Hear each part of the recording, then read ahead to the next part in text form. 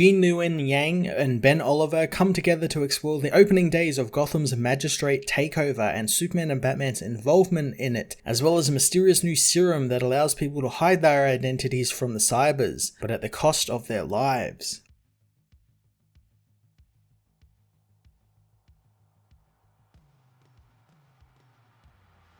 Gene Yang is easily one of my favourite Superman writers as of late, and he's written him and various versions of him quite a bit, so I really love him getting to write this piece of a much larger story, and explore things like secret identities, and if they are important or not, or worth it or not, and how some people need them while others don't feel the need for them. I enjoyed getting to see the real early days of Gotham's takeover, as well as Superman getting involved with the story, which will no doubt explain why he hasn't done anything about the magistrate, besides the fact that if he did, it would be an act of war against a city-state. Yet again, Future State also brings more Grant Morrison creations to the forefront, this time in the form of Mr. Toad, albeit a slightly updated version. I love Gene making him a legacy character here who's retaking the mantle for a good cause now, or so it seems, and also combining him with the False Face Society, another really awesome older Batman creation to create some fun new lore for in this future Gotham. Ben Oliver yet again draws the world's finest just immaculately here, delivering some really pleasing looking art and great looking action. I loved he did a homage as well to his Action Comics issue 0 story with Superman saving the boy from the train. His colorist Arif Prianto also outdid themselves with wonderful lighting and shadows, giving Oliver's work some great contrast between Batman's dark and shadowy designs and Superman's bright and colorful designs, which stand out greatly in Gotham and is a running joke throughout the issue. Future State Batman Superman issue 1 was another fantastic inclusion into the Gotham side of Future State, finally exploring the opening days of the Magistrate's rule over Gotham, as well as the want and need for a secret identity, which Gene uses here wonderfully to show the contrast between Batman and Superman, and even their respective cities. With a cool cliffhanger teased at the end of this issue, I'm really looking forward to the next part. I'm going to give this issue a 9.5 out of 10.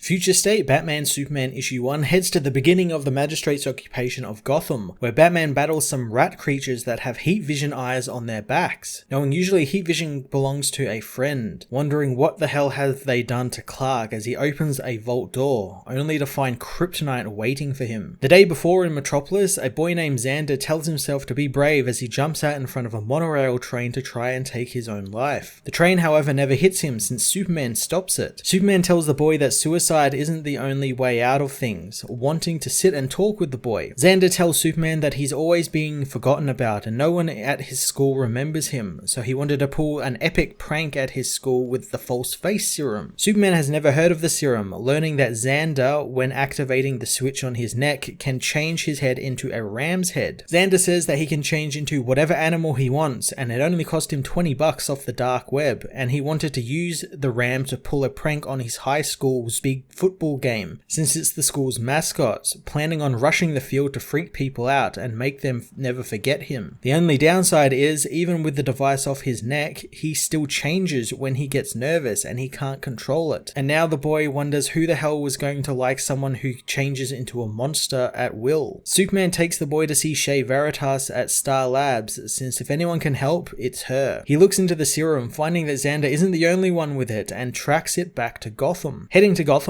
Superman soon finds Batman, who tells him to quickly get in the Batplane, since his stealth tech makes him invisible from the surveillance drones wandering the city, unlike Clark's bright red cape. Clark defends his cape, knowing that he hasn't gotten to wear it much lately, but Batman says that if the Magistrate learns Superman is in town, they could react extremely. Bruce tells Clark all about Mayor Nakano's hired law thugs, wondering how the reporter hasn't heard of them. Clark says that Metropolis has its own problems, one of them being the False Face Serum, something Bruce knows all about. Clark tells him the effects, however, are no longer temporary and people are risking their lives just to hide their faces. He knows revealing his identity was the best decision he ever made, wondering if Bruce has ever considered doing it, but Bruce knows not everyone can be like Superman, and some of them need masks. He says he didn't know the serum was in Metropolis since he'd been tracking it through Gotham, and it's growing in popularity. Down on the ground, a group of false face people firebomb the Magistrate's drones, smashing smashing them up as a cyber arrives, announcing their destruction. Superman, however, blocks the bullets, prompting the cyber to demand he surrender. Superman scans the being, finding that it's all robotic, so he lets loose, smashing it up in an instant. The Peacekeepers meanwhile spot Superman, wanting their men to inform the Professor his dream is about to come true, as Batman takes down the people who firebomb the Magistrate drones. Superman, however, helps the people up, assuring them that Batman won't hurt him, but the hero wants some answers, wanting to know where they got the serum from. One of the girls says that her father vanished one night, but the cops insist he left on his own accord. But he's a professor at Gotham University, and there is no way he would just abandon his research, so therefore the Magistrate must have taken him. She tells Superman that the Magistrate are treating them all like vermin, and they are showing them that they can fight back and bring down as many of the goons and drones as they can until either the Magistrate release the prisoners they have kidnapped or they kill them. One of the men says that they use what they can, and when the false face serum was found, they used it to get around the facial recognition tech the Magistrate deploys. Batman again wants to know where they got it from, learning they got it from a dealer at a creepy hospital in old Gotham. Superman senses Batman's muscle tense as one of the thugs hits Superman with his bat,